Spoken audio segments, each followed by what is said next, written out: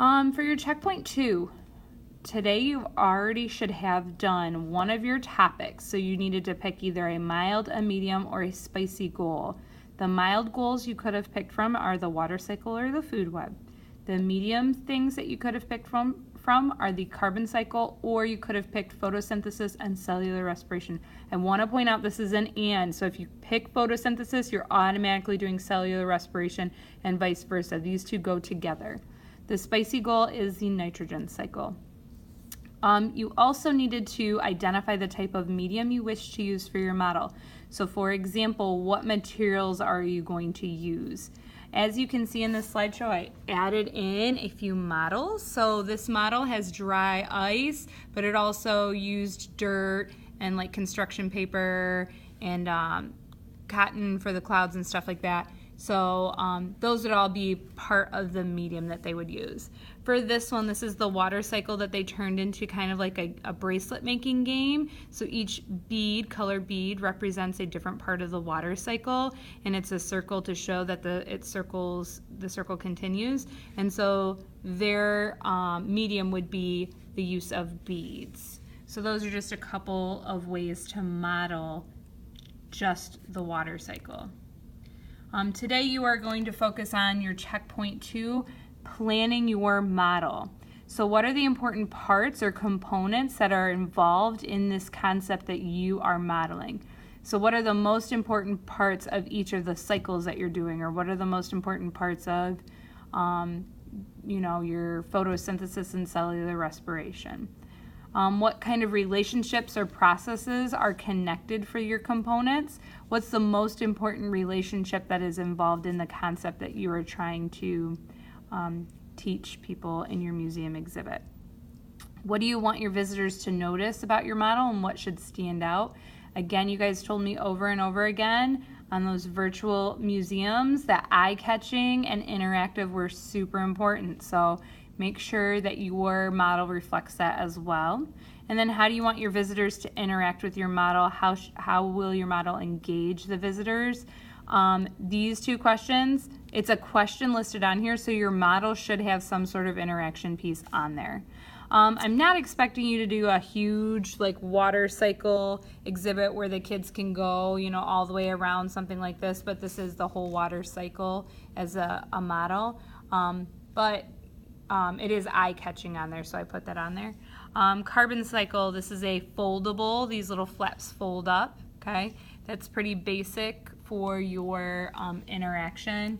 You guys are creative. I know you guys can come up with some different ones, but these are the ones that I'm putting on here so that you guys can brainstorm and get some ideas. After you've done your planning, you're going to actually do your draft for your model. You are going to draw out exactly what you want your model to look like. And if you need to search on Google and get some more ideas, like the ones that I've included in the slideshow aren't enough, brainstorming generators for you, go ahead and do a Google search. That's exactly what I did to include on here.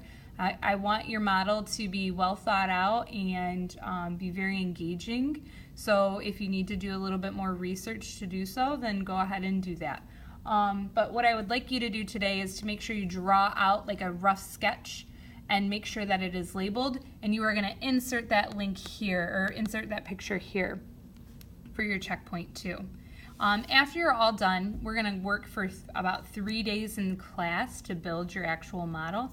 After you finish your model after those 3 days, then you're going to also paste that one in underneath so that I can see how close your draft and your actual model came out to be. Last slide, it talked about what are the important parts, so I included this one. It shows the chemical equation for photosynthesis and all the different parts for photosynthesis to happen.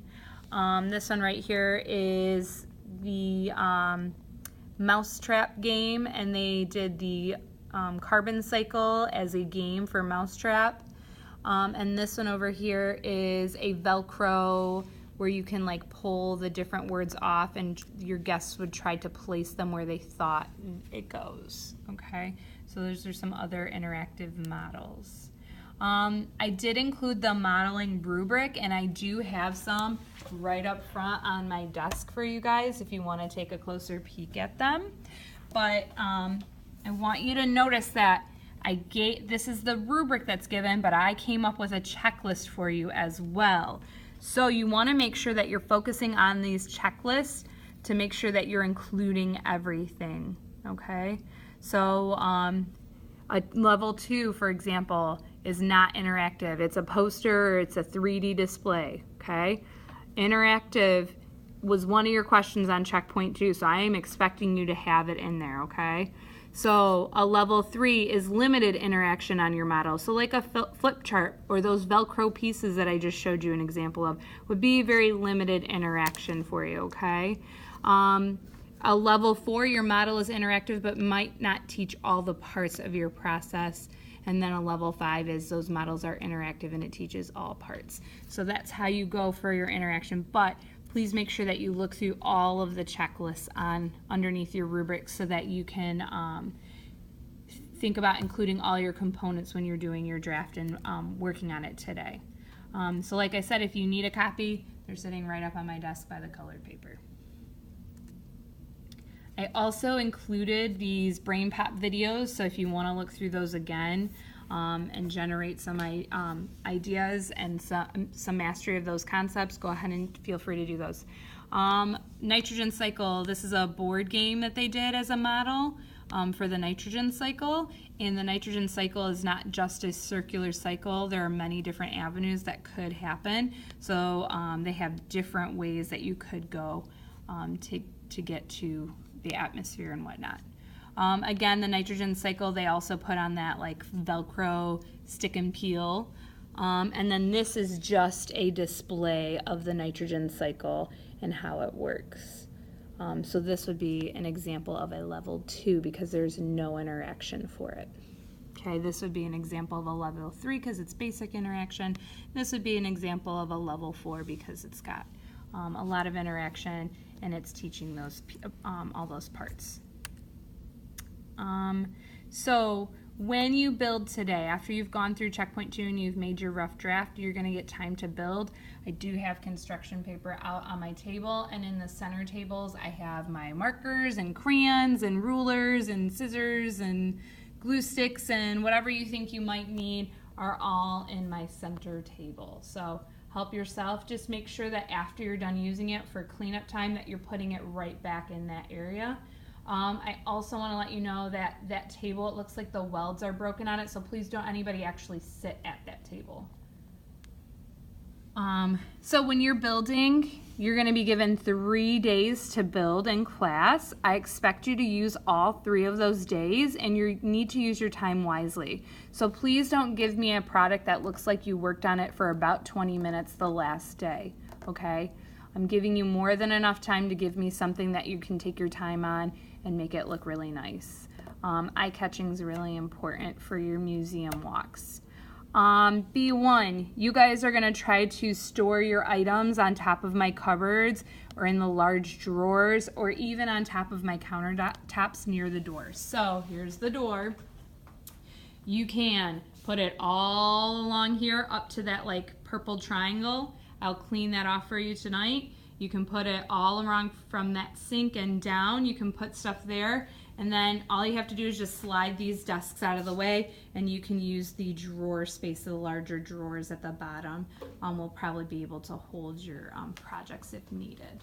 B2, you will be using the top cupboards near the computer charger. So you're gonna come back here, B2, and again, I will clean these off for you, but from the purple triangle, you are gonna go back and you can place anything along the top there. You can use the countertop space from this sink and down, and again, you can feel free to use the cupboards that are below here.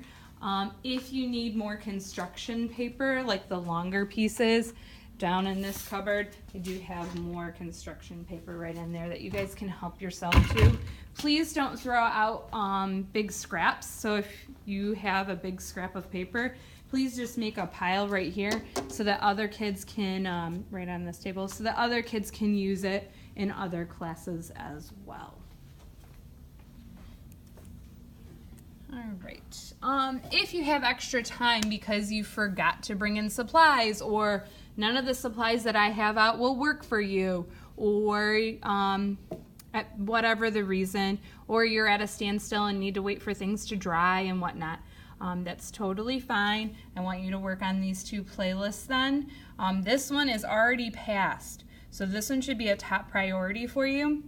And if you notice on the planner page, I've added in, oh, I didn't add it in yet. Just kidding. Next week I've added in the other ecosystems playlist because that's where the blue line is at right now, the relationships one. So you should be currently working on that one. That one is due May 22nd. So make sure you're working on those so that you don't get behind in science. If you need big paper, like the blue paper I have up on my bulletin boards, please go down to the library, and Miss Williams will have the construction paper just right outside her door. So if you're needing like a giant piece of paper for something, go ahead and do that. So you know as well, you're going to be teaching that process through your model. So for example, the water cycle. You're going to use your model to be able to teach people who visit your museum exhibit that whole process. So if you have a land exhibit, but you're doing the water cycle, that water cycle is still happening in your ecosystem. You're just not having it done from like a lake, right? Which is what a lot of the models have for your water cycle. So you still have the water cycle happening, but it's just not being evaporated from a lake. You're actually losing it from your ground, or like your leaves and stuff like that. You can see on this pop bottle that there's no clouds, but you're getting precipitation off the side of the pop bottle, things like that. So you still have that water cycle in there, and if you do your process based on, like water evaporating from a river or stream or a pond or whatever, that's totally fine. In your curation, which is another final product that we'll work on later on, that's where you're going to make connections and tell me exactly how the water cycle works in your ecosystem, or exactly how the carbon cycle works in your ecosystem. So please make sure that you're modeling that process so that it teaches that concept, and then your curator's note will actually make connections to your ecosystem. So hopefully you guys don't have any questions for me. Again, like I said, we're working on this for 3 days, so if it's something that you need to pause and hold off on, work on your science playlists instead. There are advanced science courses as well, so if you're someone who's all the way done, go ahead and work on one of the advanced science courses.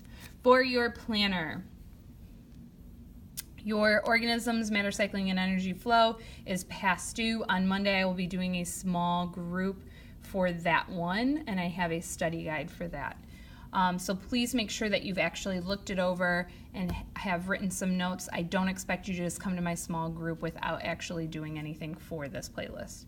Ecosystems, matter cycling, and energy flow really focuses on that carbon cycle and that nitrogen cycle, so make sure that you're looking at that one. It is the last playlist in science, but I'd rather you do this one first before the ecosystems relationship.